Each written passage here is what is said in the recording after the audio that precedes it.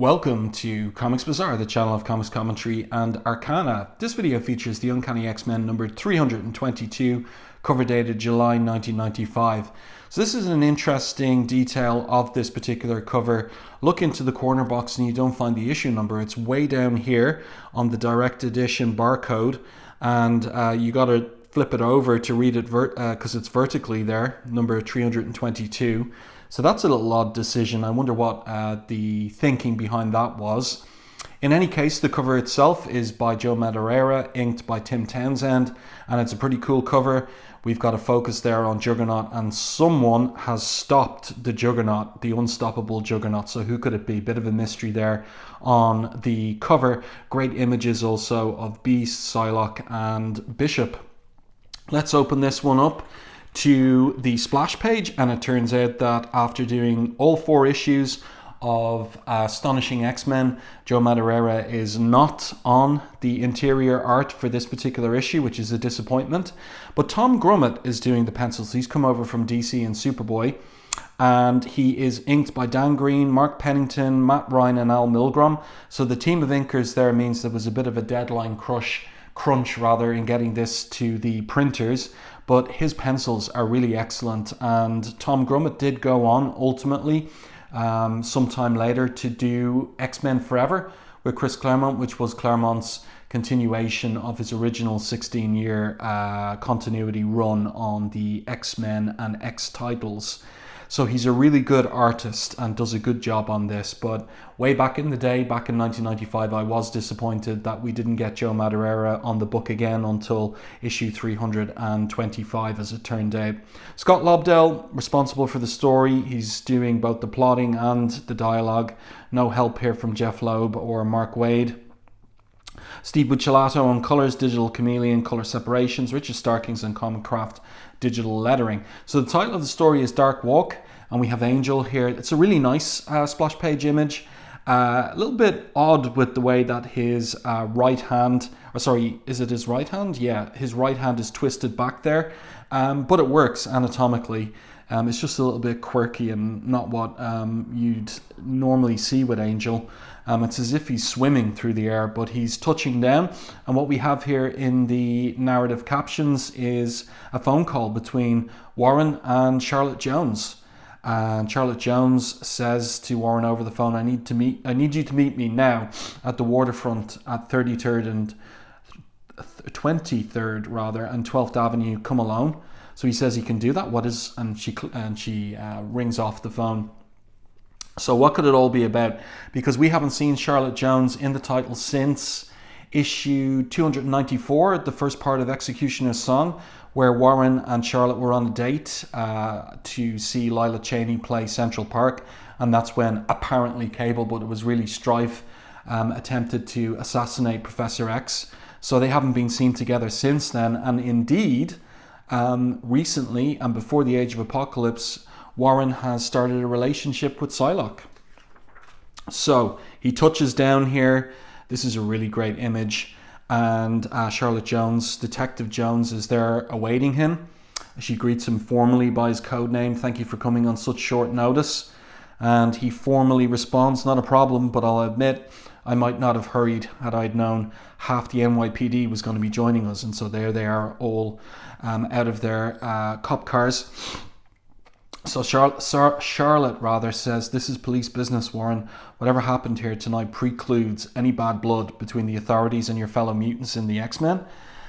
But this guy disagrees, so he slips a bullet into the chamber of his shotgun, and Warren reacts without a word, letting the feathers that line his bioengineered wings convey his sentiments instead.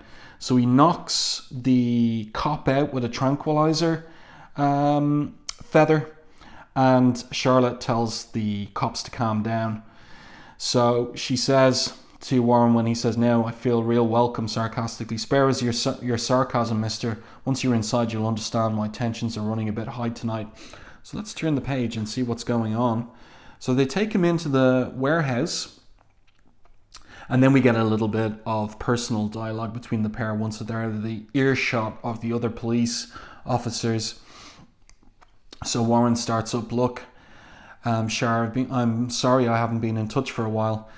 And so it's been 2 months, 1 week and 4 days in Marvel time. And Warren says things have been a bit hectic lately, and indeed they have. That's no excuse, of course, but she responds rather curtly, get over yourself, Warren, I did.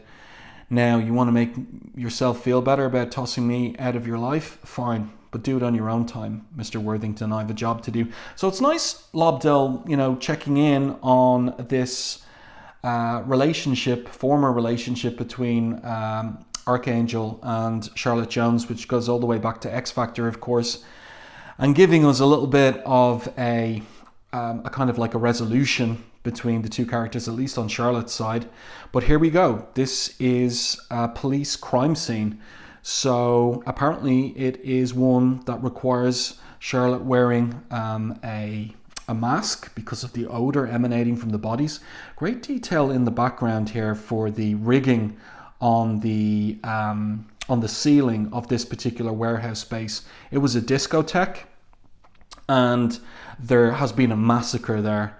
So Charlotte says to Archangel, as he lifts her up to a high view, a bird's eye view, so to speak, Warren, what you're about to see, I can't keep it out of the press, but I wanted you to see it first, partially to get your opinion and partly to let you know what you're going up against. She said over here that it's a bias crime. So, in 2024, we call that a hate crime. Mutant on human, though. So it shocks Warren whatever he sees.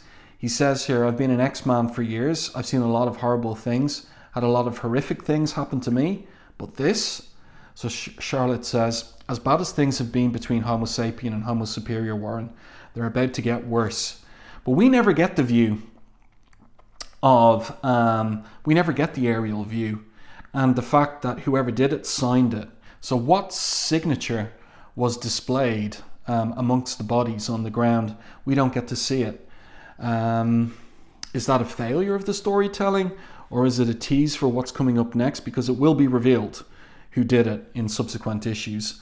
Then the scene switches to the Xavier Institute. By the way, we also have a switch in Inker. So the first few pages, the first 5 pages are inked by Dan Green.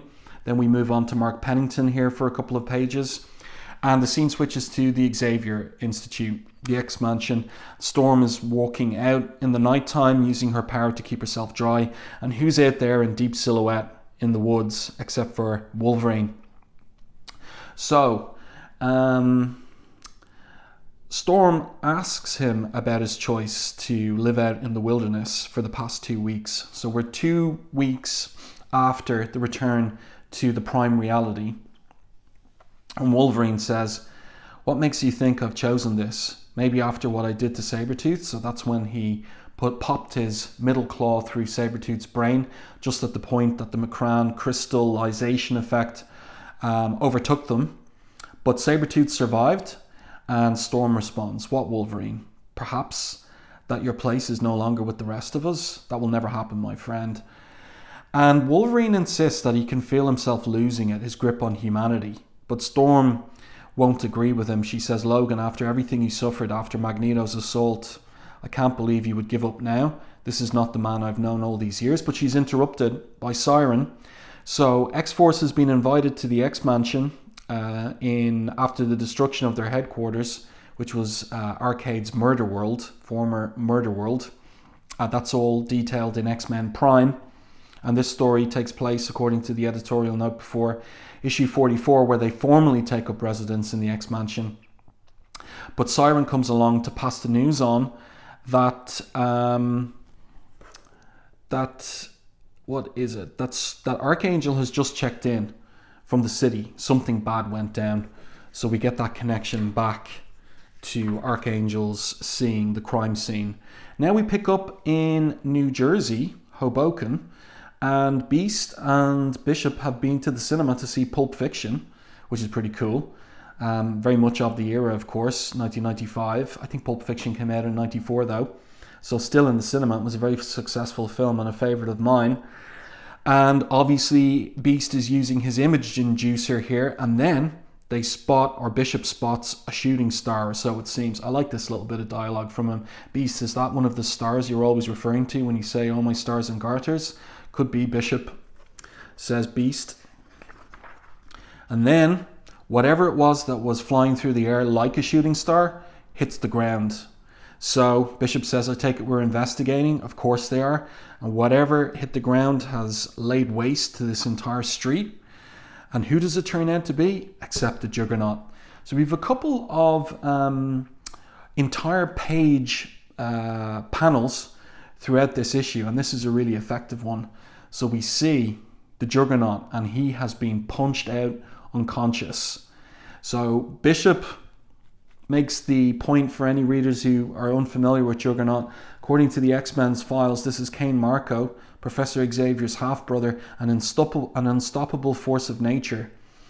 And Beast replies, clearly we will have to update his computer profile and omit the word unstoppable. So there's a mystery here.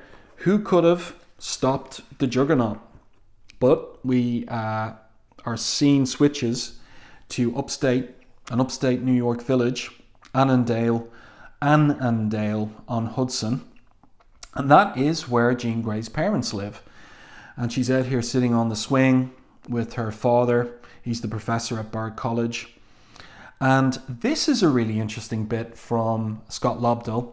So we're getting another emotional resolution to the fact that Jean's sister Sarah was abducted and was absorbed into the phalanx, and she'd been missing for years. And so here she's relaying the whole story to her father. And the father says, when a parent loses a child, it's as if you wake up one morning to discover a piece of your soul is missing. And of course, this is all ironic given that Jean herself once died, apparently on the moon in Uncanny X-Men 137. So John Grey has mourned in his life his two daughters, but Jean is back alive again. And she says to her father, there was nothing I could do for my sister. So the father says, you're talking nonsense.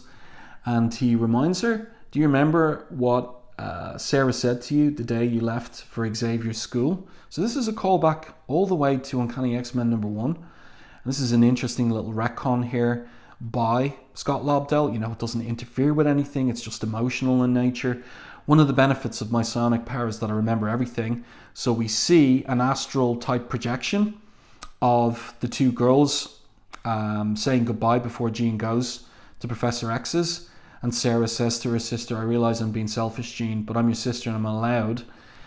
And she says, and I accept that you have to go, so I'll make you a deal.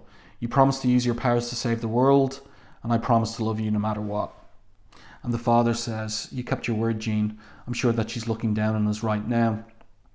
So there you go. And Scott was there, hanging back, observing, letting the two talk to each other. I like the detail there from Grummet as the father walks back into the house that his shoulders are slumped. So he truly is grieving, but he's done his best to help Jean with her own grief for her sister. So of course Jean now is married to Scott, and he asks her here, Jean, coming home here, do you ever wonder about the sacrifices we all make by being X-Men? And she responds, do I imagine life as Mr. and Miss Summers, where there's no such people as Cyclops and Phoenix? No, it's who we are, Scott. You? Never, but I thought I'd ask. So they're completely resolved to continue with their commitment to the X-Men. But who is this mysterious figure who is apparently invisible and intangible and watching the pair, and thinks to himself how much these two have matured over the years?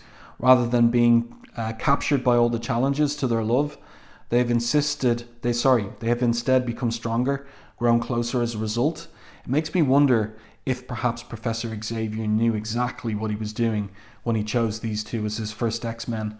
And even more intriguing is whether all the love in the world will see them through the dark days which are about to dawn. So who is this guy? His first appearance was back in Uncanny X-Men 299. He was an aide to Senator Kelly, and we learned in that particular issue that he has psionic powers. But who he ultimately turns out to be is an agent of the trans-dimensional firm Landau, Luckman and Lake, and his name is Noah Dubois. So he's an interesting figure, and I wonder indeed, is he going to turn up in the Wolverine and upcoming Deadpool and Wolverine movie this year, 2024. But then we go back to New Jersey and for the rest of the issue. So Beast goes down into the crater to check on the Juggernaut, and it seems that the Juggernaut is maybe dead. And who arrives except for Psylocke? And Psylocke says, no, she's just arrived. And she asks the question, is that the Juggernaut? And Hank here, the Beast, is listening for a heartbeat, no breathing, no pulse. Near as I can tell, people, Juggernaut is dead. But could it be?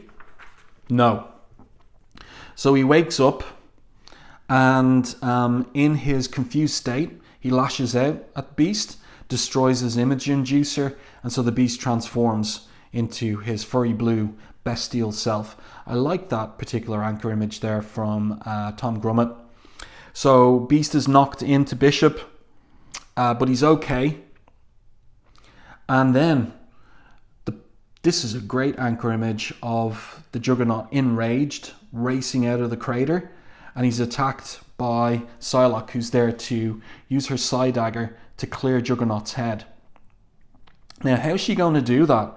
Through his helmet, because his helmet and his skull tap protects him from telepathic attacks. So let's continue.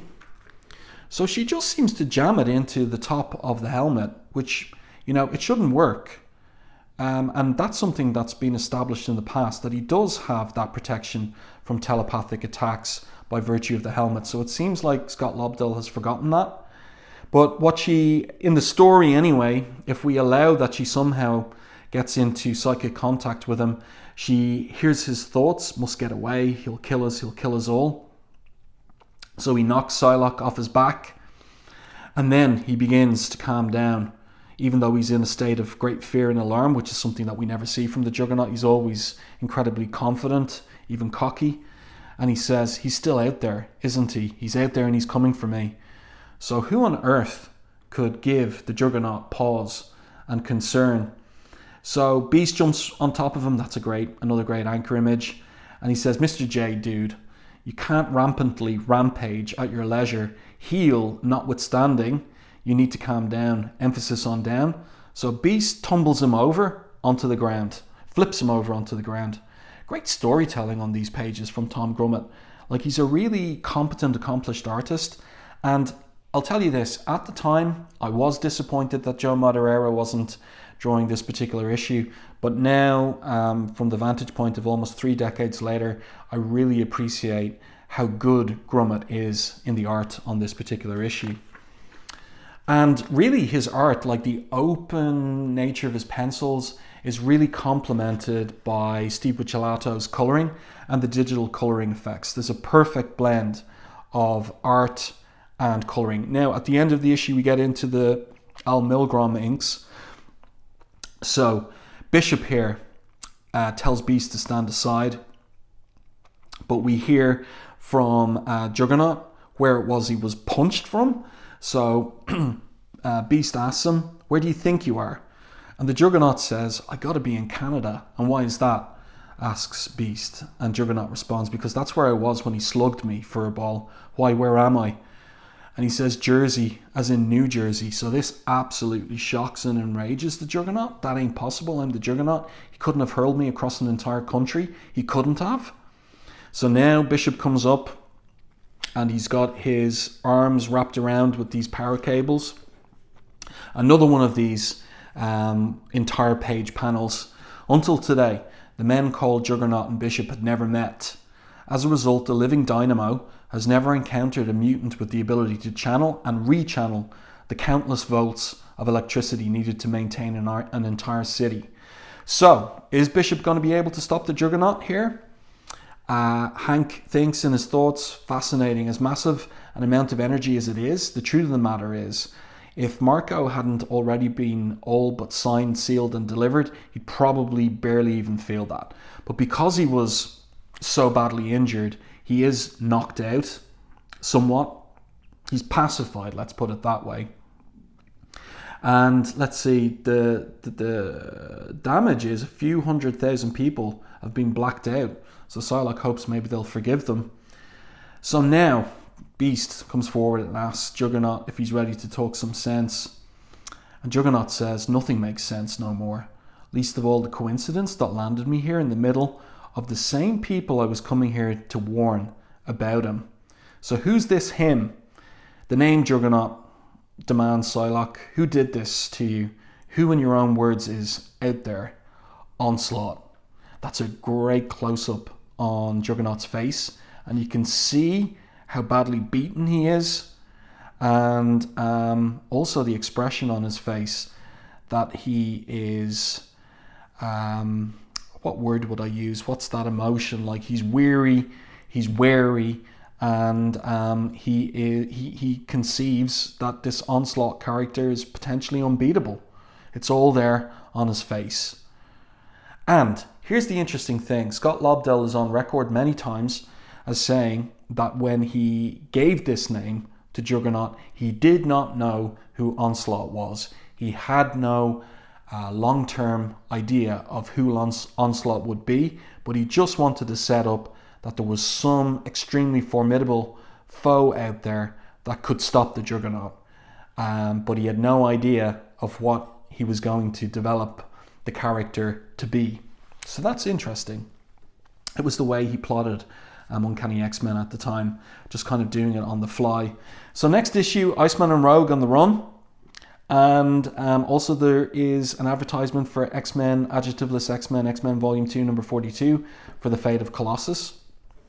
There you go. That's a great page. I love the colouring, the combination of the art and the colouring, the spotting of blacks. Really nice stuff. So there's a letters page here, double letters page, concerning responses and reactions to Astonishing X-Men. And here on the back we get a checklist of all the titles, all the X titles, subsequent to the end of Age of Apocalypse and after X-Men Prime.